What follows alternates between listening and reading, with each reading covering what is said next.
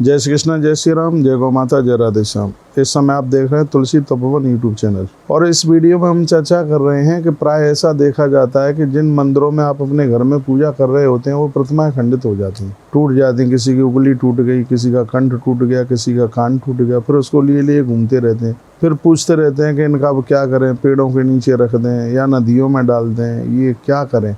तो हम एक ऐसा उपाय बताए देते हैं कि जिसमें प्रतिमा चटके ही नहीं, प्रतिमा फूटे ही नहीं, टूटे ही नहीं, तो वह काम कीजिए। सबसे पहले तो मैं ये निवेदन करना चाहूँगा कि खंडित प्रतिमाओं की पूजा करने का दोष तो होता ही है। या तो मंदिर से उठा करके उसको घर में कहीं रख दीजिए या फिर उसको नदी में प्रवाहित कर दीजिए, दोनों में से एक काम करें। और भविष्य में कभी मंदिर की प्रतिमाएं टूटे नहीं, खंडित ना हो, तो उसके लिए क्या करना है, आप किसी पात्र में, लोटा है, गिलास है, अपने घर के मंदिर में एक लोटा पानी या एक गिलास में पानी, उसको वो 24 घंटे ही भर के रखा जाता है। एक पात्र में जल रखा जाता है। हम अपने हरिहर मंदिर में भगवान की पूजा में पात्र में जल भर करके रखते हैं। इस जल की इतनी बड़ी महिमा है कि इस जो मंदिर में जो आप जल रखते हैं, इसके द्वारा प्रतिमाएं खंडित नहीं होती। जो प्रतिमाओं के अंदर जो एक बहुत ज़्यादा गर्मी है, वो ये जल उसको शीतलता का रूप देता है। इसलिए आप प्राण प्रतिष्ठित मंदिरों में भी देखते हैं तो वहाँ भी लोटे में जल भर करके रखा जाता है। तो एक किसी पात्र में, गिलास हो, लोटा हो, कुछ भी हो, और उसमें आप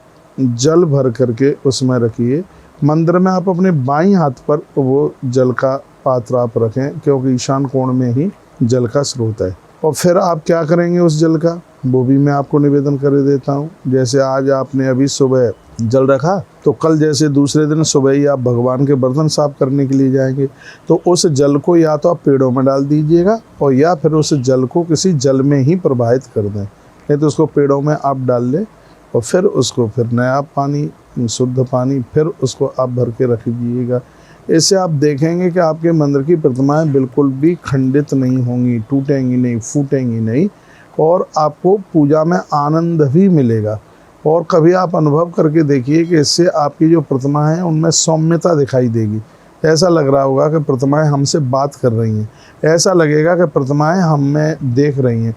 वैसे भी तो खाली बर्तन शुभ होता नहीं है, तो एक पात्र में तो ज़रूर अपने मंदिर में जल भर करके देखिएगा और इसके परिणाम आप देखेंगे। अपने परिवार में ही इसके सकारात्मक स्रोत देखेंगे, लोगों के चेहरे पर मुस्कुराहट होगी। अब करके आप देखिएगा। तो एक लोटा जल है वो अपने मंदिर में रखें, जिससे देव प्रतिमाएं चटकेंगी नहीं। फिर उस जल को जल में प्रवाहित करें या पेड़ों में डालें। यह हर घर में होना चाहिए, हर घर के मंदिर में यह होना चाहिए। अरे जल के बिना तो शंख को, जो दक्षिणी शंख होता है, उसको भी बिना जल के रखा नहीं जाता, उसमें भी जल भरा जाता है। और फिर उस जल को दूसरे दिन उसको भी ऐसे ही पेड़ों में या जलाशयों में उसको डाला जाता है। तो मैंने ये बड़े आनंद के साथ ये बात आपके पास तक पहुंचाने की कोशिश की है कि देव प्रतिमाएं चटकती हैं, तो उन्हें रोकने के लिए आप अपने मंदिर में जल अवश्य में रखिए। बहुत बहुत धन्यवाद है आपका वीडियो पूरा सुनने के लिए। यदि इस वीडियो में कुछ भी आपको अच्छा लगा है तो यह वीडियो आप आगे लोगों के लिए जरूर भेजिए। इन्हीं शब्दों के साथ जय श्री कृष्ण, जय श्री राम, जय गौ माता, जय राधे श्याम।